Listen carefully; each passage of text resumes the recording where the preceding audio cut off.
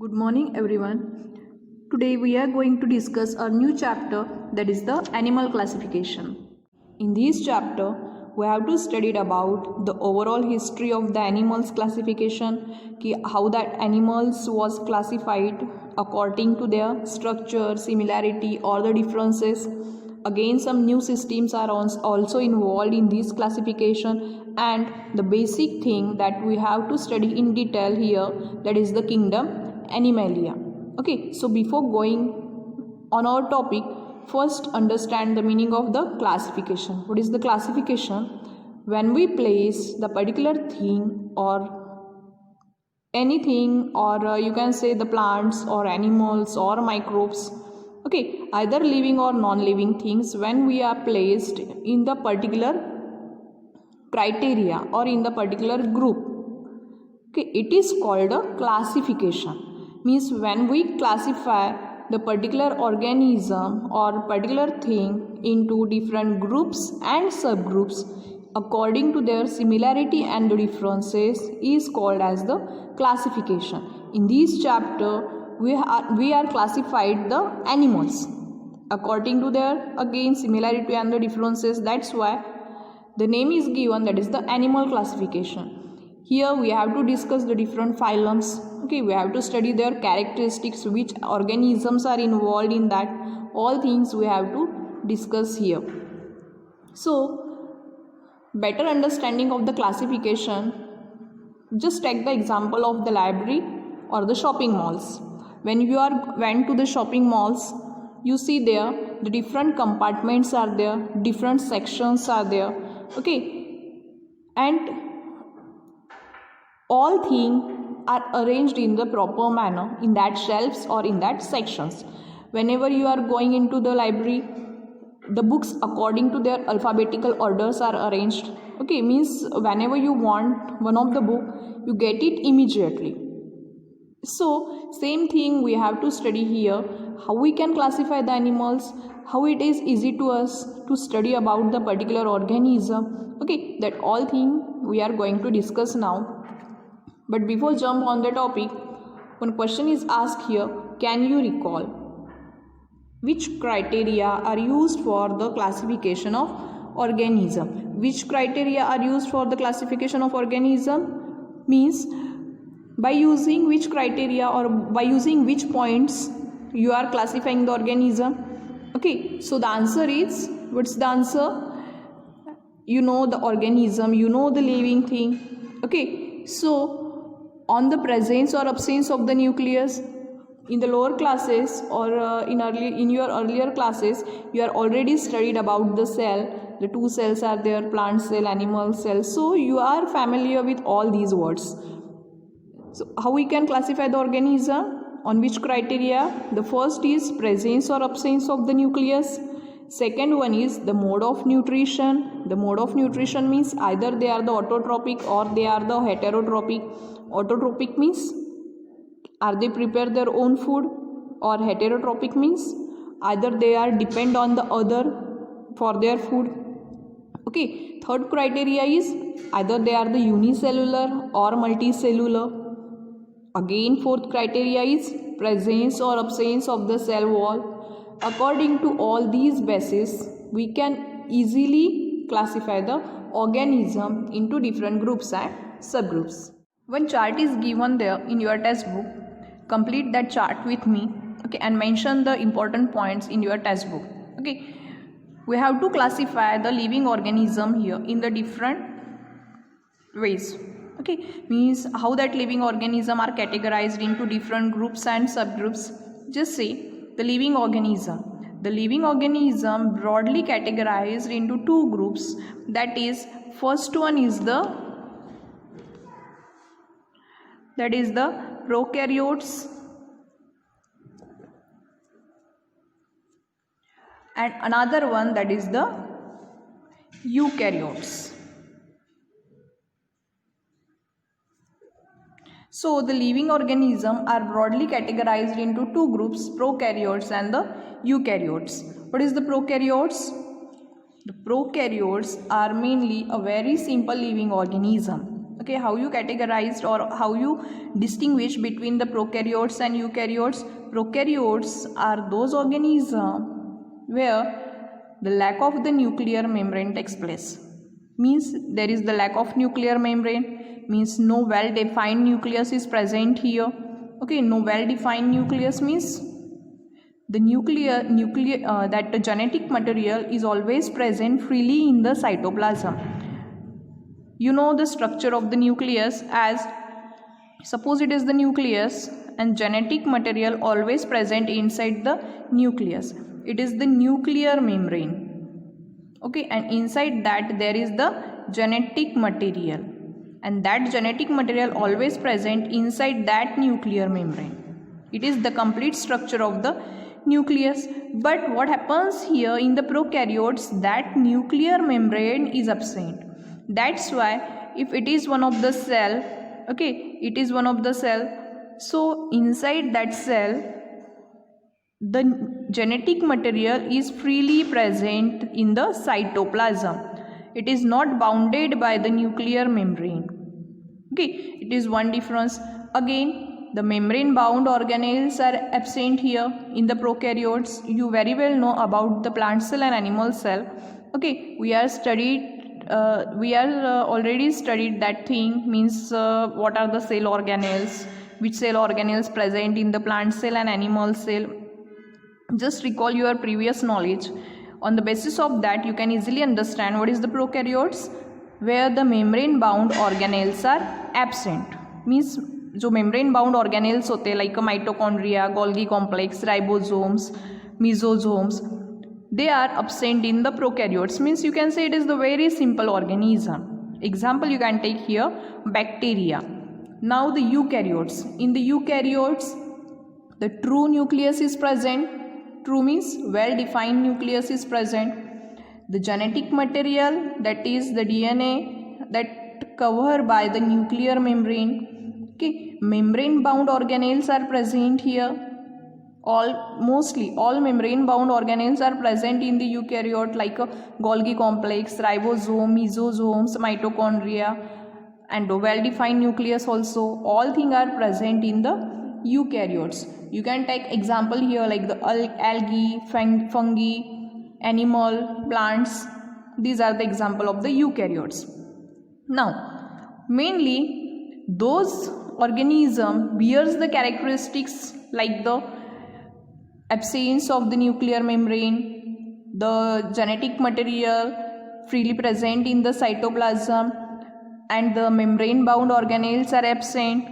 If the organism having such characteristics, they comes under the major kingdom, that is the Monera.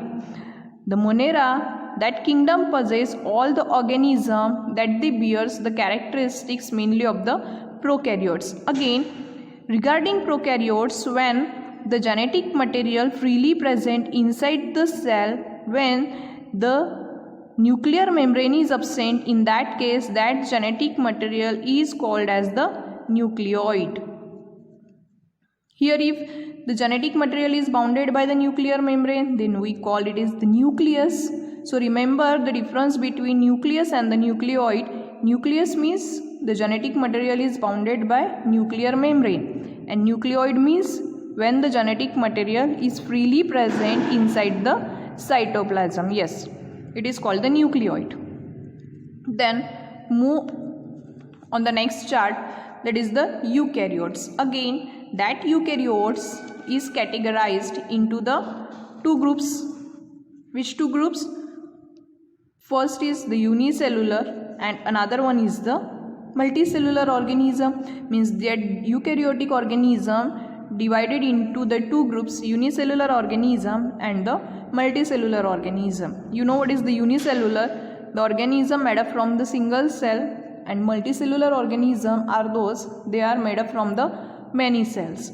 Now that unicellular organism means when they are made up from the single cell, all these organisms belonging to the kingdom, that is the Protista. Mention that in your chart also. The unicellular organism mainly unicellular organism involved in the one major kingdom, that is the Protista. Now, how is the Protista, or which are the characteristics of the Protista? Mainly they are the single cell eukaryotic. These Protista means those are the organism belonging to the kingdom Protista. They are mostly unicellular and the eukaryotic organism, and they are mostly aquatic in nature. Okay, these are mostly aquatic. Now, multicellular organism. The multicellular organism again divided into two groups: those with cell wall, those organisms who are possessing the cell wall, and those without cell wall. Okay, so that multicellular organisms divide into the group: one, those with cell wall, and another one is those without cell wall. So you know what is the cell wall? The outer covering of the cell. It is called the cell wall. So in previous classes you have studied about the plant cell and animal cell. If you remember the structure, it look like this. If it is one of the cell, and it is also having the outer covering. Okay, so it is the outer covering and it is the innermost membrane. Some structure is like this. So that outer membrane is called a cell wall, and that inner membrane is called a cell membrane. But what happen in case of the some organism, that outer cell wall structure is absent and only one membrane is present there. That membrane is a cell membrane. So some organisms, some multicellular organisms are like those without cell wall, and some are having a cell wall. Mainly those organisms which without cell wall, they mainly contain the animals. Okay, in the animals mainly the cell wall is absent. That's why those organisms, they are without cell wall, belonging to the major kingdom, that is the Animalia. And here in this chapter we have to study in detail about the kingdom Animalia. Next, those are with cell wall. Those organisms are with cell wall. They again divide into the two groups. Okay, that is the autotrophs, and another one is the heterotrophs.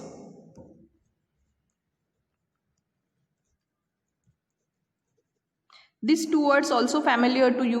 What is the autotrophs? Autotrophs means those organisms, they can prepare their own food materials, mostly green plants. So all these living organisms or all these living things, they can prepare their own food. They comes under the major kingdom, that is the Plantae. And heterotrophs are those, they cannot prepare their own food and they are always depend on other for food, is called a heterotrophs. So mainly the fungi is involved in that. Okay, the fungi is the example of the heterotrophs. I hope you understand the charts and the basic concept that given in this chart. So go through this chart, revise that chart again and complete it. Next question, how the plants are classified? Okay, as we are classifying the animal on the basis of their similarity and the differences. Okay, so which criteria now we are using to classify the plants? So the plants are classified on the basis of presence or absence of the conducting tissues. What are the conducting tissues? The conducting tissue, you know what is the xylem and phloem. That xylem and phloem used for conducting the food and water. The xylem conducts the water and the phloem conducts the food material among the plants. Okay, so the presence or the absence of the separate conducting tissue. Second one is the presence or the absence of the seeds in the plants. You know, not every fruits bears the seeds. Some are the seedless also. So on the basis of that criteria also we can classify the plants. The third one is The seeds are enclosed in the fruits or not? The seeds, sometimes it is enclosed inside the fruits or sometimes it is naked, open रहते हैं. Okay, it is present like a outer covering of the fruits. So it is again the next criteria. Again, the number of the cotyledons that present in the fruits, cotyledons in the seeds, one or the two cotyledons are there inside the seed. Okay, so on the basis of these factors we can also classify the plants. We have studied the plants classification last year. This helps us to understand the diversity of the plants around us. Okay, as we see the plants classification, due to the plants classification, it is very easy to understand about the information about the vast variety of the plant. Or okay, so like that we can classify the animal also, and it is very easy to us to understand about the large group of the animals, large varieties of the animals. You must be looking varieties of the animal around you. Some animals are too small whereas some are too big. Some animals are terrestrial whereas some are aquatic. Some animals crawl on the land, some swim in water whereas some fly in air. Some animals have the scales on their skin whereas some have the feathers or the hairs. Okay, here some characteristics are explained. If you are observe the nature, you are observe there the different varieties of the animal, from a very small animal or very small organism, or you can say the microorganism or germs, up to the very big animal like the elephant, dinosaurs. Some animal, if you are studied about the different habitats of the organism, they are terrestrial, aquatic, arboreal, aerial. Okay, so their living places also different, their walking patterns are also different. Some can walk, some can crawl, or some can swim in the water, or some animals or the birds, they can fly in air. Some animals bears the scale, means their morphology is also different, their looks is also different. Some bears the scale on the body, or some bears the feathers or the hairs on their skin. Like that, the huge diversity are seen among the plants. So it is very difficult to study the characteristics of all these animals that present in the nature. That's why here there is the need to classify the animal or the organisms. According to the recent studies, estimated number of the animal species on the earth is approximately the 7 millions. Means you can say according to the recent study, near about the 7 millions different types of the animal species are present on the earth. It is impossible to study each and every species. However, if the groups and subgroups of the animal are formed depending upon the similarity and the differences, it will make very easy to study the such vast variety of the animal. Okay, so to study the 7 millions different species of the animal, it is a very big task to us. It is not possible to study all these animals. So what is the beneficial thing is here? Just classify the animal into different groups and subgroups according to their similarity and the differences. It is so easy to study them. Okay, due to this technique, it is very easy to study such a vast or the large variety of the animal.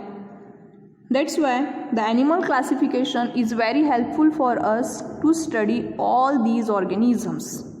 Here the definition of the classification, animal classification is given. Okay, just remember this definition. The formation of the groups and subgroups of the animal depending upon their similarity and the differences among the animals is called as the animal classification. Next, we discuss here the history of the animal classification. Okay, we have to study about the history. In the past, how was the organism, on the basis of which criteria they were taken into the studies, or by using which criteria they are studied at that time, they were studied at that time. So let's move on our topic. Time to time, the different scientists have tried to classify the animals. The Greek philosopher Aristotle was the first to perform the animal classification. Okay, just remember the scientist and highlight the word Aristotle. The Greek philosopher Aristotle, he was the first scientist that he classified the animal. Aristotle classified the animal according to the criteria like the body size, habitats, means just by observing the external characteristics of the animals that Aristotle classified the organism at that time. Further, as the new development in the sciences, references were changed and thereby the criteria of the animal classification too. But as the science and technology is developed, the criteria to classify the organism is also changed. Okay, so the classification proposed by Aristotle is known as the artificial method. So previously, whatever the classification is done by the Aristotle is called the artificial method. Why we call it is the artificial method? What is the artificial method? Just note that point. That artificial method based on the few easily observable characteristics. Artificial system means when we classify the particular organism based on their few easily observable characteristics, means whatever the characteristics we can observe by our naked eye. Okay, on the basis of that only if you are classifying the animal, then that is called the artificial method. Beside Aristotle, the artificial method of the classification was followed by the Theophrastus, Pliny, John Ray, Linnaeus. Okay, beside Aristotle means after the Aristotle, that artificial method of the classification was followed by, means it is carried out by the remaining scientist or the another scientist, that is the Theophrastus, Pliny, John Ray and the Linnaeus. Later on, the natural system of the animal classification was followed. After studying the artificial method, again some scientists involved the natural system of the animal classification. The natural system of the animal classification was based on the various criteria like the body organization, types of the cells, chromosomes, biochemical properties, etc. Means after studying the artificial method or artificial method of the Aristotle, next system taken into consideration, that is the natural system. Now what is the natural system? The system that is based on the large number of the characteristics, that is the morphological as well as anatomical characteristics. Means that natural system involve the study of morphological as well as anatomical also, both characteristics.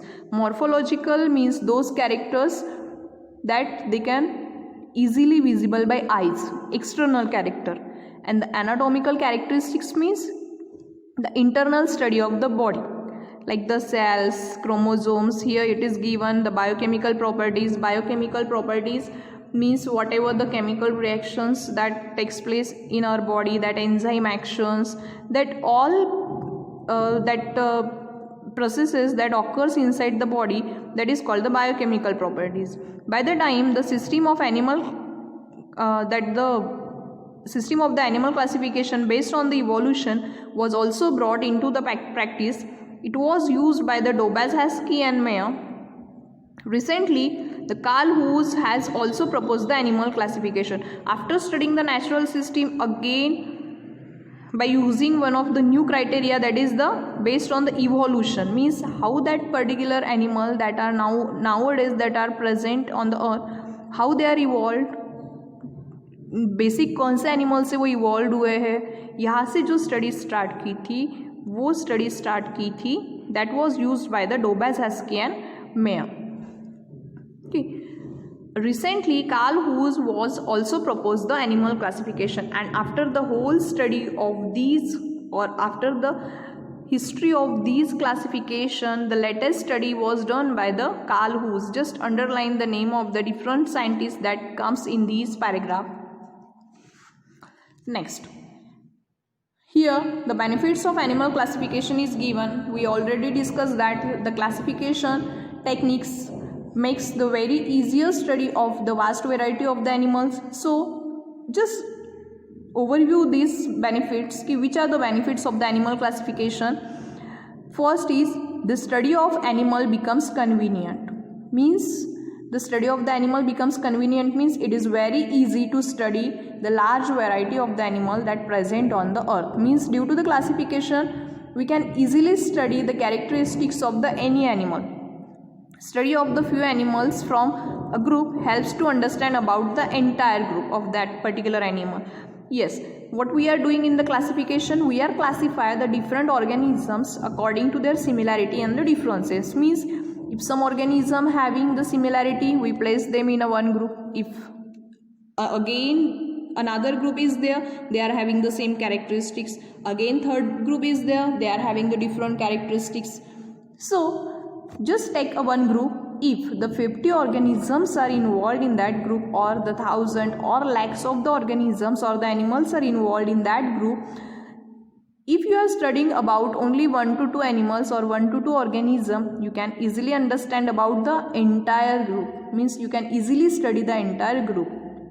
Third, it gives the idea about the animal evolution. Yes, due to the classification, we can easily understand about the evolutionary history also.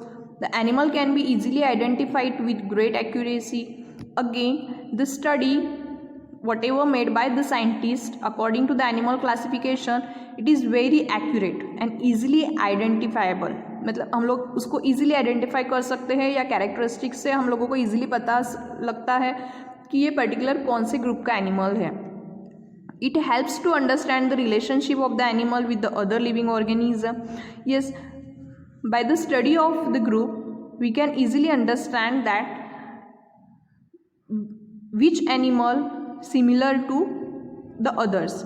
Means like a symbiotic relationship is there. Means if one of the organism having the same characteristics with the two, means like a Annelida, Arthropoda. Okay, like that, if these different phylums are present in the nature, and if some of the organism they bears the characteristics like Annelida also, and they bears the characteristics like Arthropoda also, so their relationship can be easily understand with the help of this classification. It helps to understand the habitat of each animal and its exact role in the nature. Yes, we can easily study about the habitat also by studying the classification. Habitat means where the particular animals are live, where their place of living, and which role they play in the nature. That also we can study with the help of the classification chart. It helps to understand the various adaptations shown by the animal. Yes, as we classify the organism according to their similarity, differences, or according to their evolutions, so from the first organism to the last one, we can easily study their adaptations also, how they are evolved, which changes occurs in their body. All such things we can study in the adaptations. So up to this portion, you just read the chapter and understand it. The next portion, that is the traditional method of the animal classification, we continue in our next video.